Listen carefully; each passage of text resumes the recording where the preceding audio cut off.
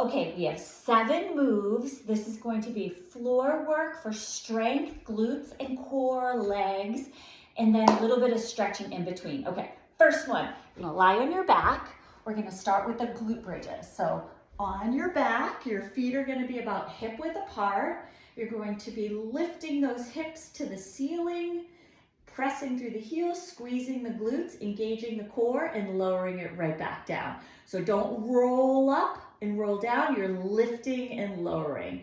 If you want a little extra in the glutes, you can push through the heels, squeeze, keep the core engaged. Make sure you're not overarching, you just want to rest on the top part of the rib cage.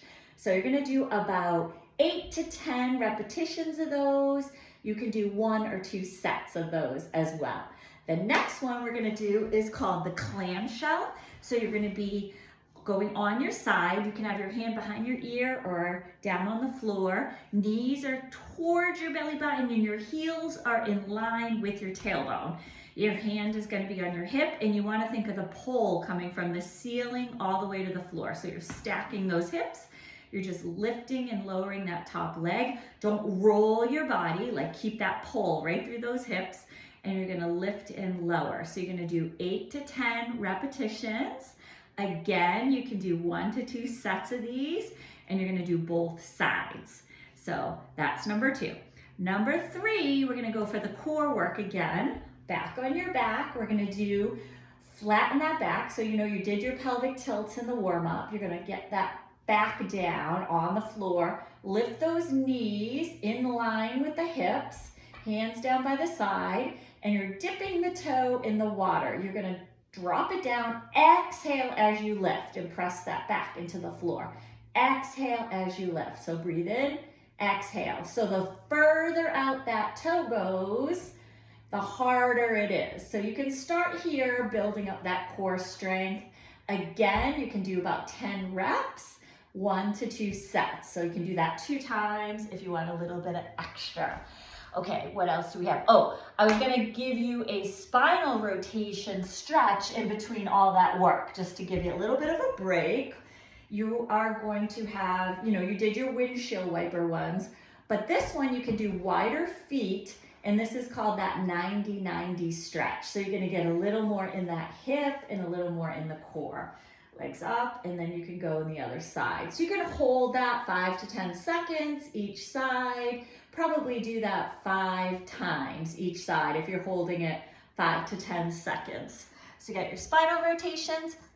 Then I have another core one. This is the leg circles. I love these. So you're gonna keep one foot planted, the other knee comes into the chest, lift to the ceiling and lower that leg straight down. This is great mobility for the hip flexor, and then you're working your glute and your leg.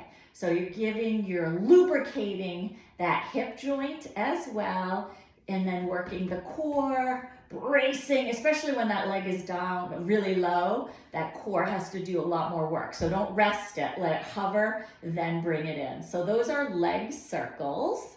Those are great. Okay, and then we're gonna do the last 2. You're gonna be on your hands and knees. So you need a tabletop position, flat back, wrists are under shoulders, knees are under hips, and you can go into your bird dog on this one. So this is a core. You're gonna do opposite hand, opposite foot. You really wanna make sure those hips are parallel to the floor. Hold that 3 seconds, put it down, and then pick up the other side. So the one thing with this, you don't want your hip to flare up or down. You want to stay really even. You're holding that for about 3 seconds and just alternate back and forth. Do about 10 reps of those as well. And you can do 1 to 2 sets again. I would start with 1 set of each of these and see if you can maintain that, build your stamina up, and then go ahead and repeat it if you're feeling okay. And then finally, you're gonna just stretch with the cat-cow. So again, wrists are under shoulders, knees are under hip, arch your back, look at your belly button, drop it down and look up. So you're exhaling as you look at your belly button, inhale as you look up. And I do about 8 of those. That should just feel really good. Get that lumbar spine and stretch out those facet joints. And that's it. So that's another one of your strength and stretching routines.